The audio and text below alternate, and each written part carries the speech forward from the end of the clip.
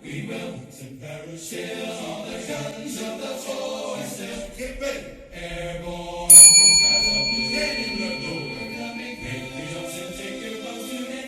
Let's go put on your boots, your jumping boots, your parachutes, get all those by. Bringing out a particular sword and go through a process of the things that got me into the show. So they found me through my YouTube videos. What I am, I'm a Filipino martial artist. It's one of the things that I love to do. And Filipino martial arts starts off with training with weapons, especially bladed weapons.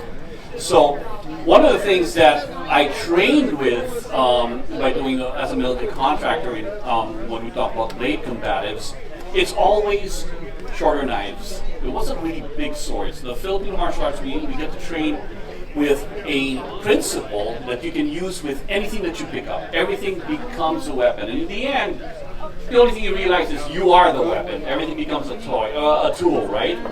So what I learned doing these tests, as a matter of fact, when we did the first pilot, here's some trivia from Forge and Fire. A lot of people don't know that Forge and Fire is actually the brainchild of Jason Knight. He used to do a lot of similar hammer-ins called Metal Mashing Mayhem. And we did a pilot in Seattle, and Jason was one of the contestants. And it was the first time I got up there with Dave Baker and Jay Nielsen as judges, and it was a concept of the show. So we watched them create the blades, but then they didn't even have a plan on how to test them. So they had the strength test, which the master Jay Nielsen would create.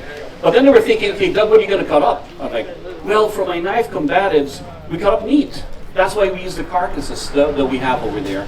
And they didn't have that, so we had to make this weird man meat. It was just a piece of wood with, they put arms on it, they started wrapping it up with meat. Well, they said, when we finally got picked up for the first season, we created the kill test because it's one of the things that we do in the military. We have a kill house, we have the kill test. The interesting thing was, when they brought the carcasses, I realized in combat moves that I can't use my martial arts on the show.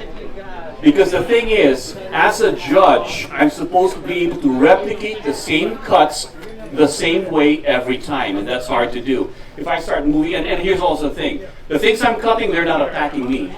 So basically, I just have to do the cuts. What I learned was with TV and cutting and judging, there's a differences in how you would use the weapon to test it, so that I can replicate it. There is a slice, there is a chop, and there are follow-throughs and cuts. And they're different every time. What everybody here doesn't know on the show is that when I go to pick up a weapon, it's the first time I've picked it up on the show, because these are competition, right? You can't just pick up anything and just test it, because it's what the judges make. Now, in real training, you should always have a trainer of the same particular blade that you're going to be wielding. That's standard in training. You should always do that, because the reason for that is it's just like sighting your firearm. When you sight it on there, you gotta be familiar with it. You just don't pick up any gun and try to shoot it. It's not yours.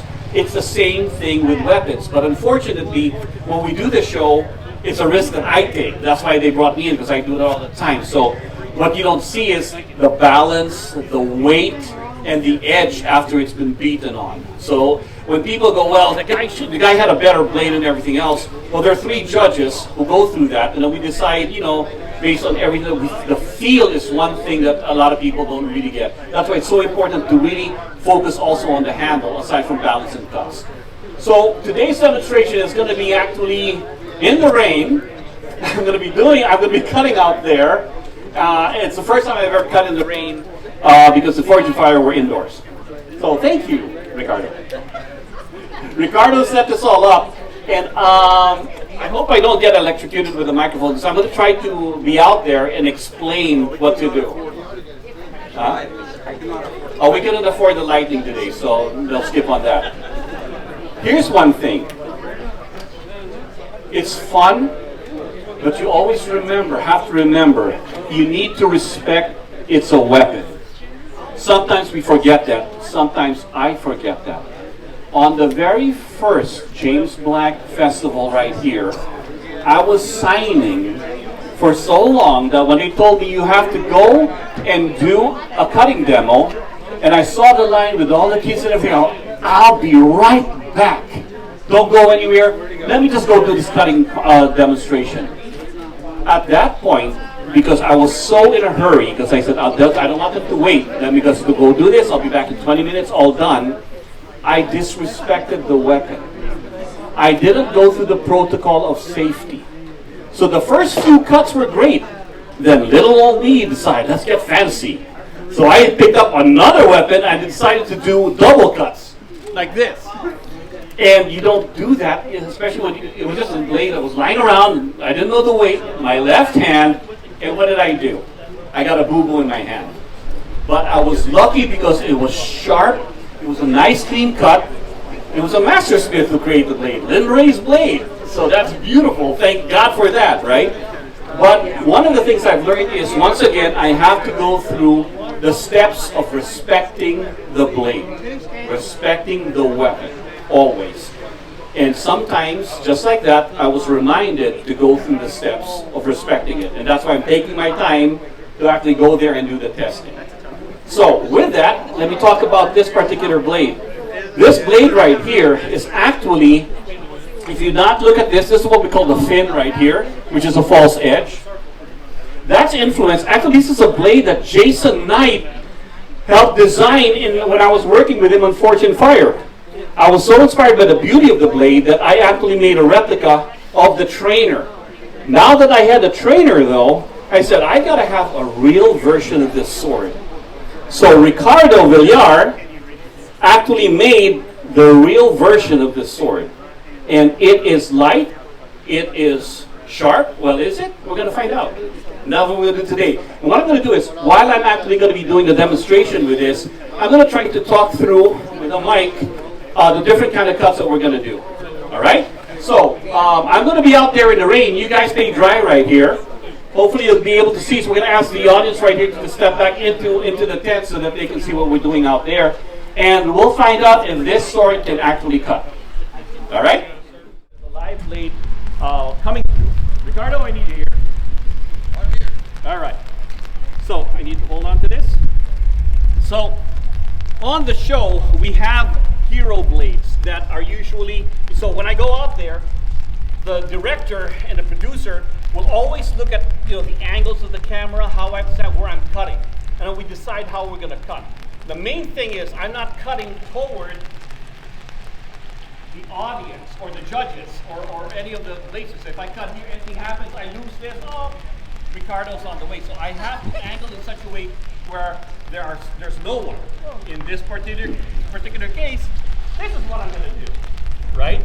Now, he'll ask me, okay, we'll go through the cutting position. So we do a walkthrough of the things that go, oh, Doug, we want you to do this, and we want you to do that, and you cut this, and cut that way. And I'll be using a trainer for that. Then we actually have the hero blades, which is made by Dave Baker and everything else, that I actually get to go live and test. So that blade, I get to test. But it's not the same blade as the contestants. It's one made by our judges, so that when they see the cuts and everything else, we know what to expect if it's done properly. And it's not always perfect. I've wielded Dave's blade and they broke or bent or something else, right? It's just not a perfect thing.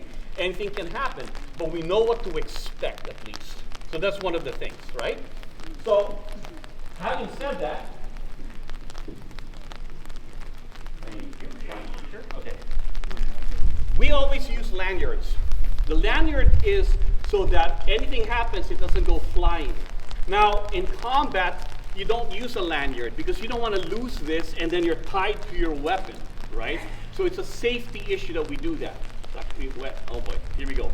George is not here. George is the ballistics dummy that I always train with. He's my training partner. He's always on the receiving end, right? But we always applaud him. He couldn't make it today because he's afraid of the rain. I don't know. So, in Filipino martial arts, the martial art we do, there are ways when you see the movies, those are props, and they're very light. But one of the things you can see is, how do you fight combat with that? So, distance is the main thing. There's one thing to keep a distance, so they go, well, that's not really very powerful doing it this way. Is there an easy way to keep distance? the distance of this with the pointed edges isn't going to cause damage. So I want to know if the tip has power enough to cause damage without any strength. So the simple, oh, look at that. I just walk forward. See why I say sharp? I say sharp. That tip enters that piece, that will cause very much damage. Now what about pulling the weapon out? Will that cause damage? We'll find out. Pull the weapon out. And as you pull, you look at the damage in there. Earlier was this long. Now that cut is that. So that causes a bigger wound channel, okay? Now the next piece that we're going to talk about in testing weapon theory of combat. There is such a thing as we call jab. Because if I want to be able, just like boxing, where you're just basically jabbing, and the power cut is there, can I cause damage with a jab with a weapon? So we'll find that out. We know that a simple bolt can penetrate deep. This is what we call the jab. Oh, whoa! See the cut from here to here? And I'm not even putting any power into this. I'm letting the weapon do the work. So when we go multiple jabs, jab, and jab, see it? Oh, you're not supposed to pull yet. Cut!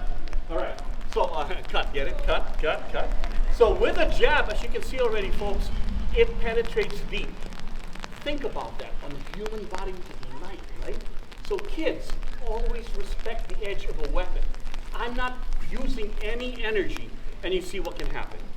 Now the next cut is a draw cut. A draw cut is basically to see how sharp the whole edge of the blade is. And all I do is I draw the cut. So we start the cut here to find out. I'll start here so we can save a little bit longer. And I'm just gonna ride the edge. Not much of a cut there because there is no penetration. So just by adding weight to it and cutting through, I can see on different things. On a watermelon, it doesn't do much cuts. So this is one of the things that we do on the show. When we find some tests, like leather aprons and everything, we do that. It depends on what kind of weapon you have, and you need to put strength. So we say, okay, with this, it's like one of those tests. That's why we don't do cutting bread and all the other things. They're just boring.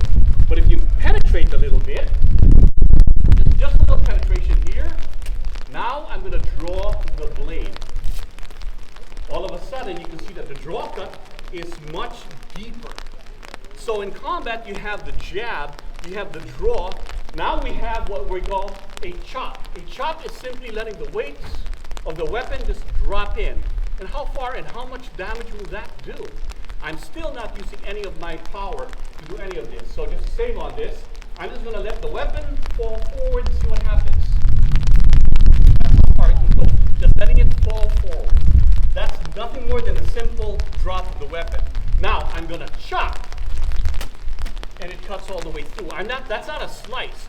That's a simple chop. A chop is chopped like this where it stops. The energy stops right there. With the energy stop, I'm going to use my hand so you can see how I'm going to hold on to it so you can see. And it cuts deep. Then you have the power. The power is where you cut all the way through with the weapon where it just draws. So what happens with the point of impact or percussion, they the edge and let the momentum cut it through. It's supposed to cut through. But notice, before I do this, I'm checking that there's no one around there. And the follow through of cutting the weapon, right? Nice and clean. That's a sharp sword. In combat, I may always say, well, if you're on this side, you're going to cut this way. It's not going to cut. What if I want to go the other way? And that's what happens. Just because it's here, it doesn't mean it's always going to go here. I can take you out and cut this way. And cut this way on a backhand. Then you have your circular cuts. Circular cuts are basically starting from one side of the body, ends up on the same side of the body. Circular cuts one side of the body, same side of the body. You got your diagonal cuts, where you're left and right. And then, once again, with your circular cuts, you can do the chop. No! Chop, chop, chop. Who wants a watermelon? But the draw cuts, once again, are that riding the edge. Wow, that's sharp. You see, that's a problem with some sharp knives. They don't let you do the work. They're like, wait, I have more to cut. And unfortunately, we're out of watermelons today, except you cut there. And who wants a watermelon, right? But once again, the driving force of how sharp is an edge is a sip. You won't even let me talk about it.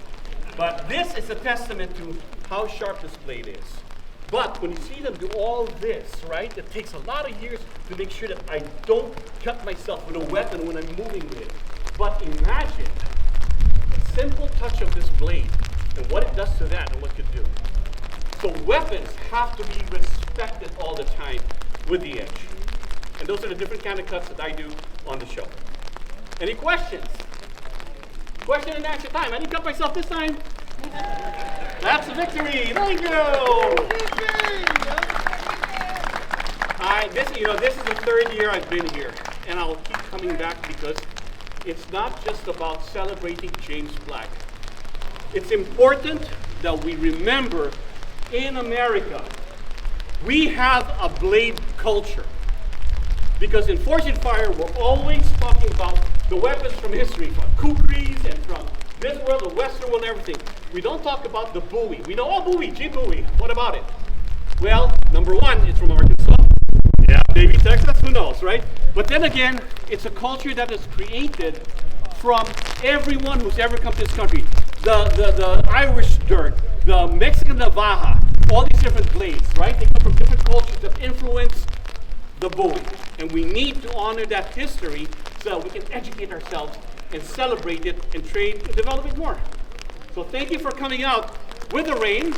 And once again, thank you. And I'll always come back here because it's not just about James Black heritage. It's about Arkansas and you people. You guys are amazing. And I come here to cleanse myself. Thank you. Not just the rain. Thank you. Ricardo, it will cut. And fight, we will.